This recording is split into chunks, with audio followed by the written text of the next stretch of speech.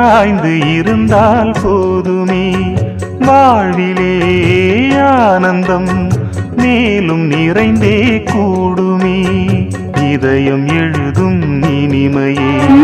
இன்பம் வேறேது கனவில் வளர்ந்த கவிதையே என்றும் மாறாது நீ என்றும் தேன் என்றும் வேதங்கள் ஏதம்மா நினைத்ததும் இனித்திடும் காதல் பூமழை